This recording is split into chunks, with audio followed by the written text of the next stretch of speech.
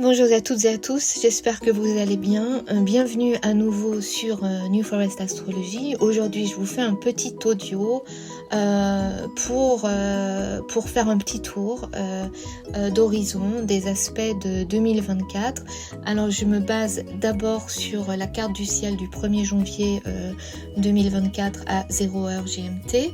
Et puis, j'ajouterai quelques dates clés astrologique à mesure que je progresse. Alors, je vous dis tout de suite, je lis mes notes qui sont écrites en anglais et je vais traduire simultanément. Alors, j'espère que ce sera assez clair. On a un soleil en Capricorne, comme toujours, à ce moment-là de l'année. Et Capricorne, si vous voulez, c'est l'énergie et les attributs dont on a besoin pour naviguer l'année qui s'annonce. Capricorne, c'est un signe de terre qui est gouverné par Saturne et qui nous parle de détermination, de discipline, d'ambition par rapport à des circonstances qui peuvent être plus ou moins difficiles. En fait, voilà, on a un cheminement à accomplir à travers l'année qui s'ouvre et on passe d'une étape à l'autre. Chaque année, chaque cycle, en fait, c'est une histoire de transformation avec un point de départ et une ligne d'arrivée. Alors malgré l'hiver froid et on a un sol qui n'est plus fertile, hein, on est au cœur de l'hiver, on doit malgré tout continuer nos activités humaines et l'énergie du Capricorne et ses attributs nous donnent ce dont nous avons besoin pour persévérer et arriver à l'autre bout de la saison et vers le renouveau. Mais donc sur cette carte, on a ça y est, j'ai mon premier problème ici, ruler. On a le premier gouverneur, maître, voilà, du Capricorne, Saturne, qui est en ce moment en Poisson et qui doit faire face à des conditions difficiles en fait, puisque Saturne nous parle de limites, de restrictions, et il se trouve dans un signe d'eau, en plus le poisson, donc c'est des eaux infinies, immenses, donc c'est difficile pour Saturne en poisson d'établir des limites et de structurer les projets, les idées. On sait que Saturne est connu pour être travailleur, sa capacité à être résilient, déterminé, discipliné quand il le faut. Pourtant, comme tout, on a le médicament et le poison dans le même élément et il nous faut trouver un équilibre. Cette année, on devrait devoir établir de nouvelles structures pour pouvoir maintenir le contrôle sur des situations qui pourraient causer saturation. Hein, Saturne en Poisson, ça représente la raison face aux émotions, le tangible face à l'intangible. Et puis, l'événement majeur cette année, très anticipé bien sûr, c'est l'entrée de Pluton en Verseau le 21 janvier. D'ailleurs, le même jour que le Soleil entre en Verseau. Donc ça va être une entrée sous les feux de la rampe, on va dire, et les sujets bien sûr connectés à Pluton en Verseau vont être les sujets qui vont tourner autour de la technologie et en particulier on en parle beaucoup de l'intelligence artificielle. Alors ça pourrait être un des sujets exprimés par Saturne en Poisson, puisque Saturne est connecté au signe du Verseau, c'est aussi un maître de ce signe. Mais aussi, on va voir d'autres thèmes en relation à l'eau qui vont surgir et qui pourront être des questions, des problèmes potentiels, tout ce qui concerne l'approvisionnement, la distribution ou même des événements naturels, par exemple comme des inondations. Donc tout ce qui est en rapport avec l'eau devrait nous préoccuper un peu plus particulièrement cette année. En plus, on a une conjonction Jupiter-Uranus qui arrive en Taureau et qui indique des réformes, des changements, des bouleversements à l'horizon. Si on reprend cette carte du premier, on a le Soleil et Jupiter qui font un trigone de signes, puisque Jupiter donc et Uranus sont en Taureau et le Soleil est en Capricorne, tous des signes de terre, donc on voit bien qu'il y a un potentiel pour des transformations concrètes.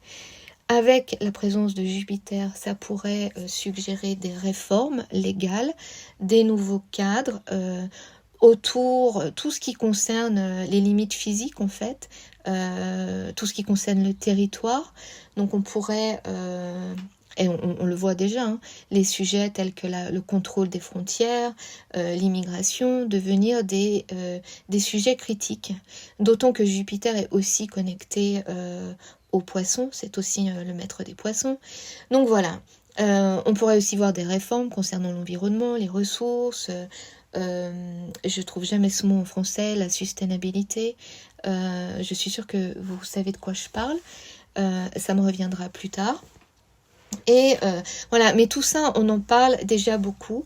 Mais je pense que cette année 2024, on va voir des changements concrets, des réformes, des mesures qui vont être prises. Voilà, on en parle beaucoup. Maintenant, peut-être, on devrait agir, je pense, en 2024 sur ces sujets. Et puis, un autre thème que cette carte semble suggérer, et qui est un thème récurrent également, puisque bon, on passe d'une année à l'autre, ça ne veut pas dire qu'on se débarrasse des problèmes. Malheureusement, on les reporte, on les ramène avec nous. Il y a un thème d'expansion des croyances. On a Mercure rétrograde en Sagittaire, conjoint à Mars, et ça reflète, si vous voulez, une expression passionnée, enthousiasme des idées, des croyances.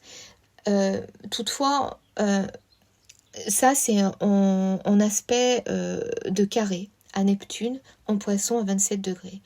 Donc, je disais des idées passionnées, enthousiastes, avec un carré là, à Neptune en Poisson, on passe plutôt au risque de vouloir imposer ses idéologies sur les autres. On passe à la notion de dogme, de fanatisme, plutôt que d'ouverture d'esprit, de rationalité et de tolérance. Voilà, donc il y a toujours ces problèmes, je dirais, voilà, d'idéologie et de fanatisme qui devraient être sur le devant de la scène aussi pour cette année 2024. En plus, on a la Lune en Vierge qui fait carré à Vénus en Sagittaire, donc ça c'est un aspect tendu qui demande une approche pratique, analytique, pour contrecarrer des comportements un peu trop impulsifs ou trop risqués, trop passionnés. Alors voilà, comme je disais, malgré le fait que ce soit une nouvelle année, on a toujours les tensions et les aspects d'agressivité, des conflits passés, présents, qui planent voilà, sur la nouvelle année. Le 17 février, on a une conjonction Vénus, Mars, Pluton en Verseau. Alors là, je passe plutôt à des dates clés. Je vais entremêler un peu les deux, hein, comme je vous interprète ça. Et ça, c'est une conjonction qui moi, m'évoque plutôt une atmosphère rebelle, instable, avec un focus sur la liberté, la justice sociale, les valeurs collectives, pardon. En tout cas, un besoin profond de réforme. Et ça fait écho, cet aspect, à un autre aspect, donc sur cette carte du premier, un aspect tendu, un aspect qui potentiellement voilà, peut être un peu explosif. C'est ce Mars en Sagittaire à 27 degrés qui fait un semi-sextile à Pluton en Capricorne à 29 degrés et qui vient un peu corréler cet événement. Je dirais que en fait là c'est plutôt l'idée, voilà, on en a marre du vieux, on veut du nouveau. Il y a quand même, je sais pas, pour moi c'est une idée de ras-le-bol en fait, et et qu'il faut vraiment faire bouger, changer les choses. Voilà, assez parlé, place à l'action.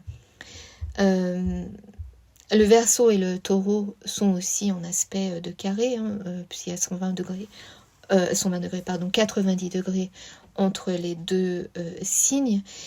Et on a le maître du Verseau, Uranus, qui se trouve en Taureau, avec Jupiter, Jupiter qui représente la loi. Mais Jupiter, comme vous le savez aussi, c'est une planète qui représente des aspects, des attributs de générosité, de bénévolence. En tout cas, toute cette espèce ça pourrait mener à une agitation collective, je dirais, contre l'établissement, avec des réformes en vue pour la fin avril, quand Uranus et Jupiter vont se retrouver ensemble. Sur le même point, en conjonction. Donc. Et comme on a Saturne qui représente l'autorité, qui pourrait être mise au défi par rapport à quelque chose de collectif, un émotionnel collectif, si vous voulez, et il y a cet esprit, il y a cette idée de rébellion, d'instabilité, pour moi, qui semble ressortir de ces aspects. Malgré tout, on a une réception mutuelle ici, c'est-à-dire que Vénus, qui normalement régit le Taureau, elle se trouve en Verseau, et que Uranus, qui régit le Verseau, se trouve en Taureau. Donc ça, c'est ce qu'on appelle un aspect de réception mutuelle, d'un échange, et c'est toujours positif. Donc, c'est un changement qui devrait augurer de progrès et de changements positifs. En tout cas, avril, je pense, va être un mois intéressant. On a beaucoup de planètes, plusieurs planètes qui convergent les unes vers les autres. On a Jupiter qui sera en conjonction avec Uranus en Taureau. On aura Mars et Neptune en conjonction en Poisson.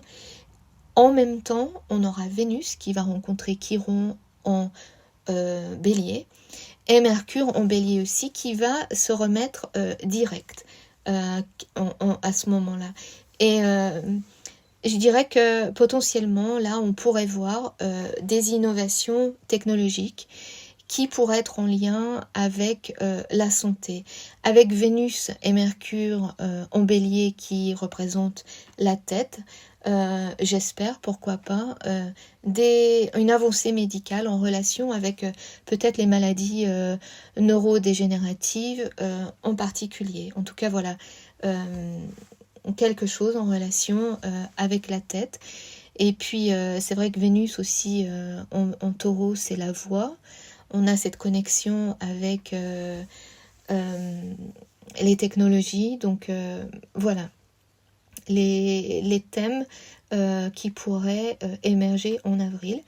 À la fin du mois de mai, le 26 exactement, on a Jupiter qui fait son entrée en Gémeaux et qui va faire un trigone avec Pluton en Verseau. Là, on a des thèmes de pouvoir, d'autorité qui devraient s'intensifier. Cependant, Pluton sera rétrograde à ce moment-là, ce qui devrait modérer des comportements excessifs, ou en tout cas donner une opportunité de reconsidérer des sujets en relation avec la technologie, les informations.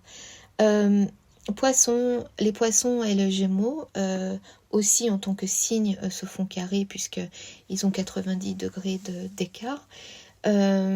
Jupiter est aussi, je disais, le maître du Poisson. Donc peut-être on verra à ce moment-là des événements, des nouvelles qui vont exposer tout ce qui est fake news, deepfake, toutes ces dérives de l'intelligence artificielle et du contrôle, justement en vue de puissance et d'autorité. Au mois d'août, alors peut-être que, oui, je sais pas, je vais passer au mois d'août parce que c'est ce qui est dans mes notes, mais peut-être je reviendrai un peu sur mes pas. Le 17 août, exactement, on a un carré Jupiter-Saturne. Mars sera aussi conjoint à Jupiter en Gémeaux. Donc voilà, des idées puissantes, des actions puissantes, avec Mercure rétrograde en Lion. Peut-être, j'espère, des rhétoriques guerrières qui font marche arrière ou qui sont mises en défaite. L'alignement Jupiter-Uranus est connu pour ouvrir les consciences, pour mener à des réalisations soudaines. Et ce nouveau cycle, on espère, on s'attend à ce qu'il fasse, à ce qu'il ouvre la porte à des réformes positives et des régulations constructives. Voilà. Cependant aussi, juillet, voilà, je savais bien que j'allais devoir revenir en arrière. On a un mois concrètement turbulent qui, à cause d'une conjonction, voilà, on a Mars le feu, conjoint Uranus électricité en taureau qui représente la terre, Vénus maîtresse du taureau en lion, un signe de feu. Ça pourrait être des événements naturels en lien avec la sécheresse, la chaleur, et dans des cas extrêmes, peut-être des désastres naturels comme des tempêtes ou comment ça s'appelle, des tremblements de terre et des incendies, donc à l'extrême. Retour à notre carte du 1er janvier, la Lune en Vierge nous invite fortement à prioriser l'efficacité, le service, la raison, en face d'un Saturne et d'un Neptune en opposition, donc en Poisson, avec le potentiel de mouvement collectif qui pourrait trigger, comment on dit ça, déclencher des réponses émotionnelles de masse. Voilà, de garder la tête claire face à des événements qui peuvent être déstabilisants. Donc ça, c'est l'idée générale, puisque je vous parle de cette carte du 1er. Toutefois, on a Cérès en Sagittaire à 15 degrés, avec Mercure à 22 degrés, qui font un trigone à Chiron à 15 degrés et au nœud nord à 21 degrés en Bélier. Et ça suggère qu'on a toujours le choix de guérison, de paix, si c'est la direction qu'on a envie de prendre. En tout cas, 2024 devrait être une année pour questionner notre sens du bien, d'éthique personnelle, de responsabilité. C'est une année qui devrait voir aussi des avancées technologiques et médicales, et aussi une année de réforme et de décision. En tout cas, donc une année importante, une année de transition, malgré tout, toujours, puisqu'on avance toujours vers 2026, où on devrait voir une nette amélioration des conditions en général. En tout cas, je le souhaite. Et puis, une dernière note pour conclure, avant que j'oublie, la dernière partie de l'année, on aura une vague de rétrogradation. En octobre, on aura Saturne, Jupiter, Uranus, Neptune, Pluton en mode rétrograde, ce qui devrait nous donner un sens de stagnation, mais aussi une opportunité de réévaluer les événements qui se seront déroulés au cours de l'année. En tout cas, je vous souhaite une belle année 2024. Je vous remercie pour votre écoute, vos gentils commentaires toujours, et puis je vous dis à très bientôt pour la nouvelle lune du mois de janvier. Au revoir.